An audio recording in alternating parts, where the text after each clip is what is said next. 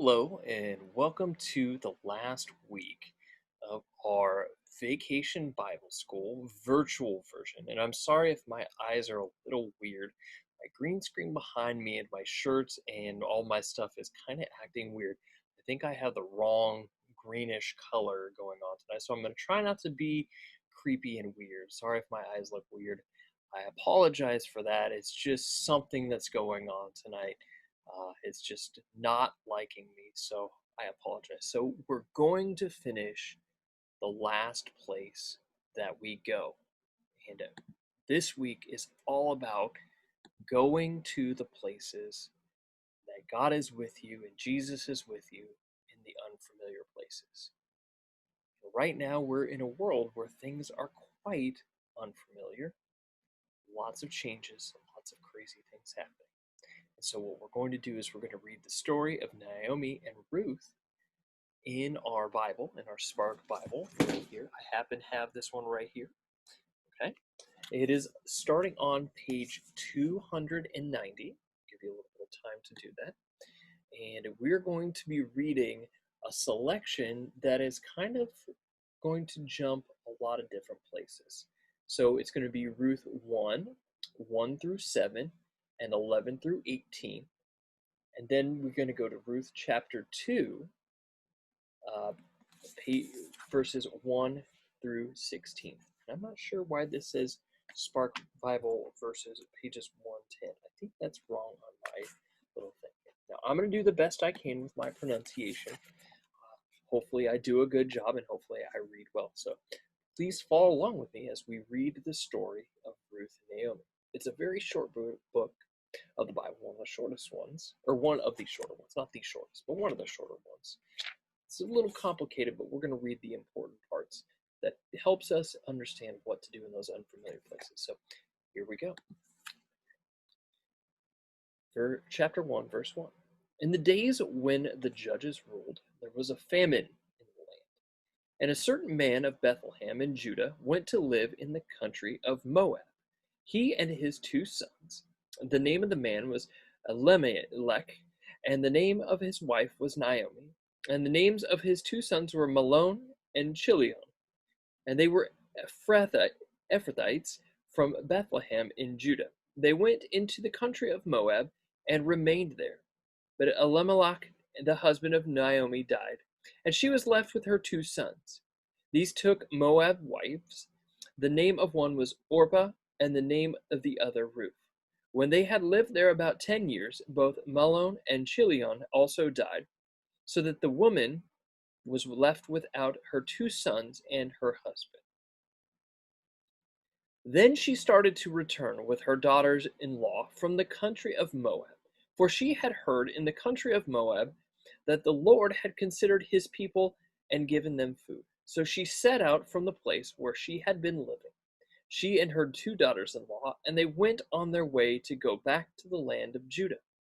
But Naomi said to her 2 daughters-in-law, "Go back, each of you, to your mother's house. May the Lord deal kindly with you, as you have dealt with the dead and with me. The Lord grant you that you may find security, each of you in the house of your husband." Then she kissed them, and they wept aloud. They said to her, "No, we will return with you to your people." But Naomi said, "Turn back, my daughters. Why will you go with me? Do I still have sons in my womb that they may become your husbands? Turn back, my daughters." There goes my green screen. "Go your way, for I am too old to have a husband. Even if I thought there was hope for me, even if I should have a husband tonight and bear sons, would you then wait until they were grown? Would you refrain from marrying? No, my daughters, it has been far more bitter for me than for you, because the hand of the Lord has turned against me." Then they wept aloud again. Orpah kissed her mother-in-law, but Ruth clung to her. So she said, "See, your sister-in-law has gone back to her people and to her gods. Return after your sister-in-law." But Ruth said, "Do not press me to leave you or turn back from following you. Where you go, I will go. Where you lodge, I will lodge. Your people shall be my people, and your God my God. Where you die, I will die.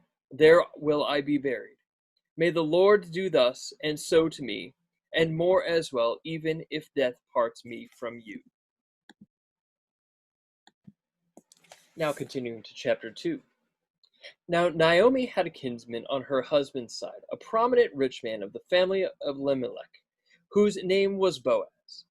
And Ruth the Moabite said to Naomi, "Let me go to the field and glean the ears of grain behind someone in whose sight I may find favor." She said to her, "Go, my daughter." So she went. She came and gleaned in the field behind the reapers. As it happened, she came to the part of the field belonging to Boaz, who was of the family of Elimelech. Just then Boaz came from Bethlehem. He said to the reapers, "The Lord be with you." They answered, "The Lord bless you." Then Boaz said to his servant who was in charge of the reapers, "To whom does this young woman belong?" The servant who was in charge of the reaper answered, "She is the Moabite who came back with Naomi from the country of Moab." She said, "Please let me glean and gather among the sheaves behind the reapers." So she came, and she has been on her feet from early this morning until now, without resting even for a moment. Then Boaz said to Ruth, "Now listen, my daughter, do not go glean in another field or leave this one, but keep close to my young women. Keep your eyes on the field that is being reaped and follow behind them. I have ordered the young men not to bother you. If you get thirsty, go to the vessels and drink from what the young men have drawn." She then fell prostrate, with her face to the ground, and said to him, "Why have I found favor in your sight, that you should take notice of me when I am a foreigner?" But Boaz answered her, "All that you have done for your mother-in-law since the death of your husband has been fully told me, and how you left your father and mother and your native land and came to a people that you did not know before. May the Lord reward you for your deeds, and may you have a full reward from the Lord, the God of Israel, under whose wings you have come for refuge." Then she said, "May I continue to find favor in your sight, my lord, for you have comforted me and spoken kindly to your servants, even though I am not one of your servants." Oop. At mealtime, Boaz said to her, "Come here and eat some of this bread, and dip your morsel in the sour wine." So she sat beside the reapers, and he heaped up for her some parched grain. She ate until she was satisfied, and she had some left over. When she got up to glean, Boaz instructed his young men, "Let her glean even among the standing sheaves, and do not reproach her. You must also pull out some handfuls for her to glean from the bundles. Leave them for her to glean, and do not rebuke her." That ends the reading of the word. So, a little bit of information about where we are so you kind of have an idea. I'm going to change my background here. This is where we are. We are in the area of Israel right here. Okay, here is Bethlehem. And Moab, if I move my body out of the way, Moab is actually down over here across the salt, which is called the Salt Sea here, which this is actually the Dead Sea. So they had to either cross by boat over to Moab, or they had to go around over to here. That's a long trip. And even nowadays, this is Israel over here.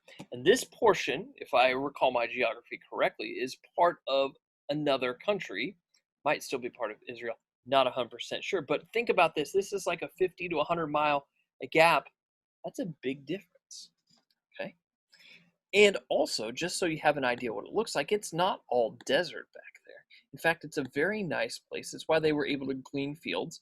This is actually what they believe, and this is where I was found. This is a actual where they think the site of Dibon was in Moab. That's just a town in Moab. Notice the fields are, pretty nice. There was a lot of irrigation. If we went back to the map, there's a lot of irrigation. It's near the rivers, so they were able to grow quite a bit of wheat and other grains. And this is important to us because you are traveling to a very different land with very different people when you have lost the people in your family who are the most important to you. Okay? Naomi lost her husband. Ruth had lost her husband.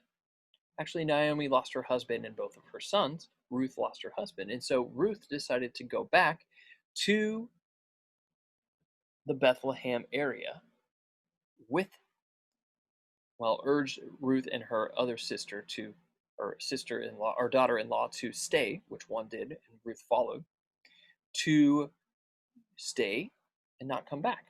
But Ruth decided to come back. And they just happened to be on a field where one man, Boaz, was actually working. And so, what it teaches us is how do we have faith when we travel in those uncertain places in all sorts of different situations? Okay? It could be a new school, it could be a new town, sometimes even a new country. But we must remember that God's love will be with us wherever we go and with those who meet.